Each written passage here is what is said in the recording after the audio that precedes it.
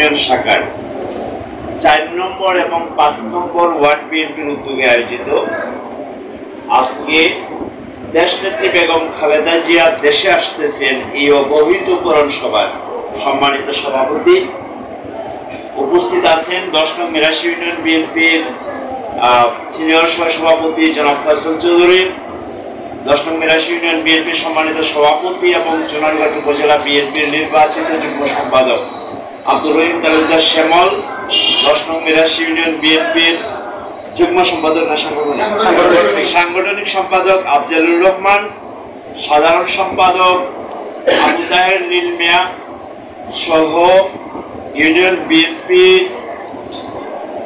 এবং ওয়ার্ড বিএনপির নেতৃবৃন্দ, জোনারঘাট উপজেলা বিএনপির সম্মানিত সহপ্রচার সম্পাদক জসিমউদ্দিন তালুকদার মামুন সহ উপস্থিতি, আসসালামু আলাইকুম। আমি প্রথমে আপনাদের কাছে ক্ষমা চেয়ে নিচ্ছি যে আপনারা যে সময়ে চাচ্ছিলেন সেই সময় আমি হাজির হতে পারিনি। আমাদের হবিগঞ্জ জেলাতে আইনজীবী ফোরামের মিটিং চলছিল, এই কারণে একটু দেরি হয়েছে। আমি বাংলাদেশ জাতীয়তাবাদী দলের একজন কর্মী হিসাবে দৃঢ়ভাবে বিশ্বাস করি, কোনো মানুষ যদি বাংলাদেশ জাতীয়তাবাদী দলের চেয়ারপারসন সাবেক প্রধানমন্ত্রী দেশনেত্রী বেগম খালেদা জিয়াকে ভালোবাসেন, কোন মানুষ যদি বিএনপির ভারপ্রাপ্ত চেয়ারম্যান তারেক রহমানকে ভালোবাসেন, কোন মানুষ যদি বাংলাদেশ জাতীয়তাবাদী দলকে ভালোবাসেন, তাহলে তিনি জানেন গত 15-16 বছর দেশনেত্রী বেগম খালেদা জিয়া, ভারপ্রাপ্ত চেয়ারম্যান জনাব তারেক রহমান এবং শেখ হাসিনার কি পরিমাণ জুলুম, নির্যাতন এবং নিষ্ঠুরতার শিকার হয়েছে। দেশনেত্রী বেগম খালেদা জিয়া যদি ফ্যাসিবাদী শেখ হাসিনার প্রস্তাবে আপোষ করতেন, দেশনেত্রী বেগম খালেদা জিয়াকে তার 40 বছরের স্মৃতি বিজড়িত বাসা থেকে ঈদের আগের রাত্রে এতিমের মতো বের হয়ে যেতে হয় না। দেশনেত্রী বেগম খালেদা জিয়া যদি 2015 সালে শেখ হাসিনার ভোটারবিহীন নির্বাচনের বিরুদ্ধে যে অসহযোগ আন্দোলনের ডাক দিয়েছিলেন, সেই আন্দোলন যদি ফ্যাসিবাদের কথা স্থগিত করতেন, তাহলে দেশনেত্রী বেগম খালেদা জিয়াকে তার ছোট ছেলে আরাফাত রহমান কুকুর লাশ উপহার পেতে হয় না। দেশনেত্রী বেগম খালেদা জিয়া যদি ফ্যাসিবাদী শেখ হাসিনার সাথে নির্বাচনে যাওয়ার প্রস্তাবে রাজি হতেন, তাহলে দেশনেত্রী বেগম খালেদা জিয়ার বড় ছেলে জনাব তারেক রহমানকে বছরের পর বছর দেশের বাইরে থাকতে হয় না। তাই আমি দৃঢ়ভাবে বিশ্বাস করি, বাংলাদেশ জাতীয়তাবাদী দলের কোন কর্মী যদি দেশনেত্রী বেগম খালেদা জিয়াকে ভালোবাসেন, তারেক রহমানকে ভালোবাসেন, তাহলে ফ্যাসিবাদ গত 15 বছর যা করছে, জাতীয়তাবাদী দলের কোন কর্মী তা করতে পারে না। আমরা গত 15 বছর একদলীয় শাসনের বিরুদ্ধে আন্দোলন করেছি, লুটপাটের বিরুদ্ধে আন্দোলন করেছি, চাঁদাবাজের বিরুদ্ধে আন্দোলন করেছি, বৈষম্যের বিরুদ্ধে আন্দোলন করেছি, বাংলাদেশের টাকা আত্মসাৎ করে চুরি করে বিদেশে পাচারের বিরুদ্ধে আন্দোলন করেছি। আমরা যদি দলকে ভালোবাসি, আমরা তো কোনো লুটপাটের সাথে একাত্মতা ঘোষণা করতে পারি না। আমরা যদি খালেদা জিয়াকে ভালোবাসি, আমরা কোনো পেশিবাদের দূষণকে আমাদের কাঁধে বসিয়ে চলাফেরা করতে পারি না। প্রিয় বন্ধুগণ, পেশিবাদের চরিত্র ছিল কি? বিএনপির লোকজনদেরকে কিনে নেওয়া। পেশিবাদের চরিত্র ছিল কি? এরশাদকে কিনে নিয়ে নির্বাচন করা। ফ্যাসিবাদের চরিত্র ছিল কি? রওশন এরশাদকে কিনে নিয়ে অবৈধ নির্বাচনকে জায়েজ করা। ফ্যাসিবাদের চরিত্র ছিল কি? জিএম কাদেরকে জাতীয় পার্টির টাকার বিনিময়ে গোলাম বানিয়ে তার ভোটারবিহীন নির্বাচনগুলোকে জায়েজ করা।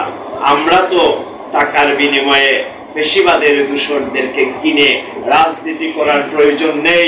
আমাদের দলের নেতা কর্মীর কোনো অভাব নাই। প্রিয় বন্ধুগণ, আমাদের নেতা তারেক রহমান 5ই আগস্টের পরে বলেছিলেন, আগে শত্রু ছিল দৃশ্যমান ফ্যাসিবাদী শেখ হাসিনা এবং তার দল, 5ই আগস্টের পরে শত্রু বিএনপির অদৃশ্য। তাই বাংলাদেশ জাতীয়তাবাদী দলের প্রতিটি কর্মীকে সচেতনতার সহিত ময়দানে থাকতে হবে। দল কলঙ্কিত হয়, দলের নামে বদনাম হয়, এমন কোনো কাজ করা যাবে না। ঠিক তারেক রহমান, আমি সবসময় একটা কথা বলি, 5ই আগস্টের পরে আপনার কারো কাছ থেকে উপদেশ নেওয়ার প্রয়োজন নাই। শুধুমাত্র প্রতিদিন তারেক রহমানের বক্তৃতা শুনেন। আমাদের নেতা শুধুমাত্র খালেদা জিয়া এবং তারেক রহমান। জিয়াউর রহমান আমাদের নেতা, আর কোন নেতা আমাদের নাই। তাই দল চালাতে হলে, দল করতে হলে তারেক রহমানের বক্তব্য শুনতে হবে। তারেক রহমানের স্পষ্ট নির্দেশ। দল কলঙ্কিত হয়, দলের জনপ্রিয়তা নষ্ট হয়, দলের প্রতি সাধারণ মানুষের ভালোবাসা কমে, এমন কাজ যারা করবে তারা দল করতে পারবে না। প্রিয় বন্ধুগণ, আমাদের সিনিয়র নেতৃবৃন্দ স্পষ্ট করে বলেছেন, গত 15 বছর আপনি ঘরে ঘুমাইছেন বিএনপি কইরা।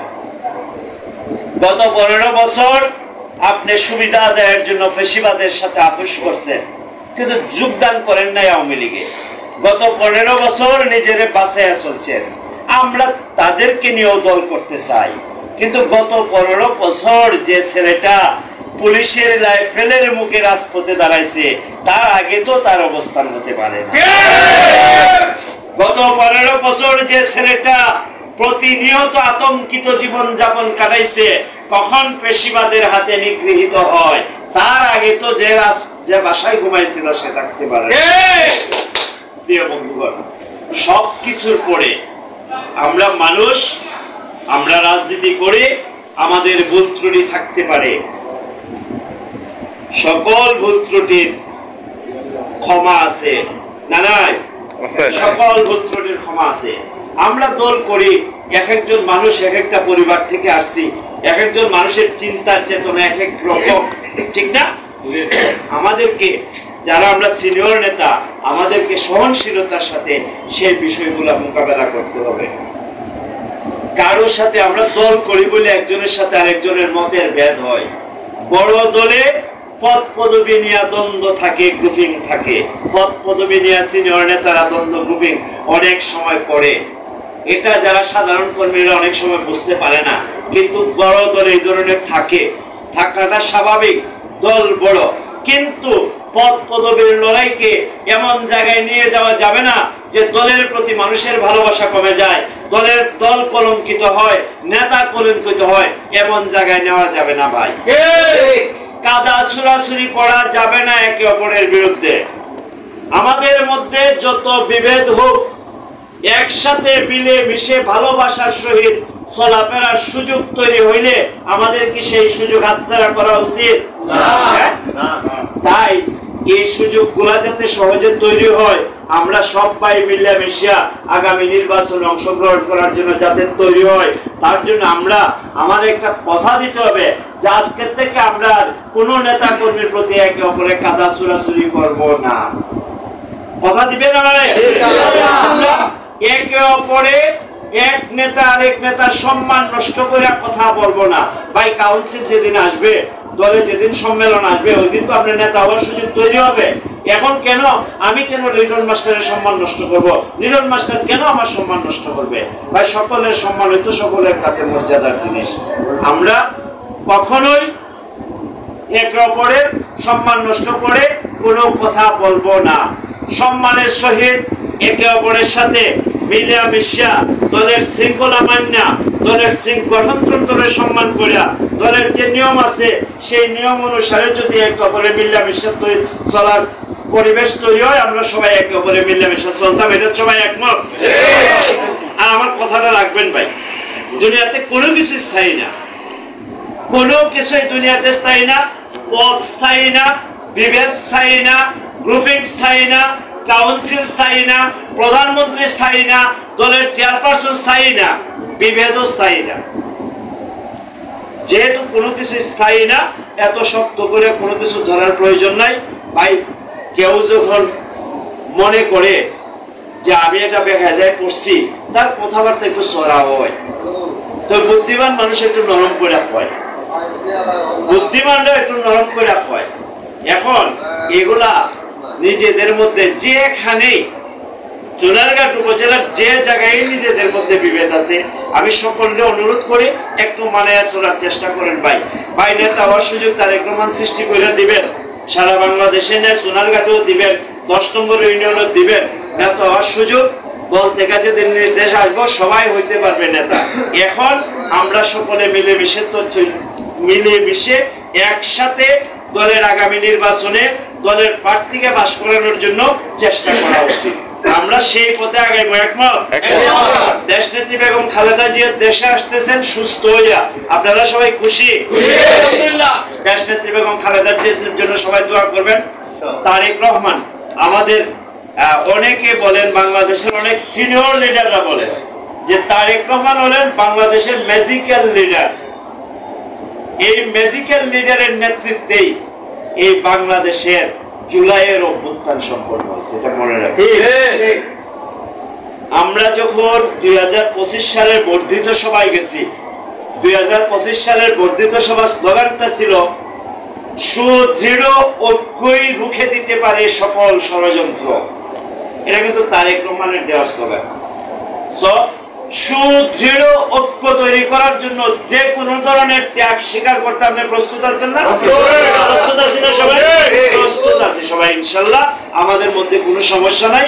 তারেক রহমানের নির্দেশ, তারেক রহমানের বক্তৃতা, তারেক রহমানের পরামর্শ, রাষ্ট্র কাঠামো মেরামতের তারেক রহমানের 31 দফা নিয়েই আমাদের আগামী দিনের পথ চলা।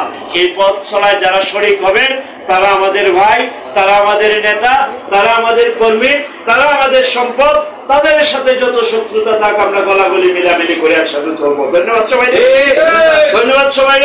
সময় দেওয়ার জন্য অসংখ্য ধন্যবাদ। বাংলাদেশ জিন্দাবাদ, দেশনেত্রী বেগম খালেদা জিয়া জিন্দাবাদ, আমাদের ম্যাজিক্যাল লিডার জনাব তারেক রহমান জিন্দাবাদ। ধন্যবাদ সবাই। আসসালামু আলাইকুম।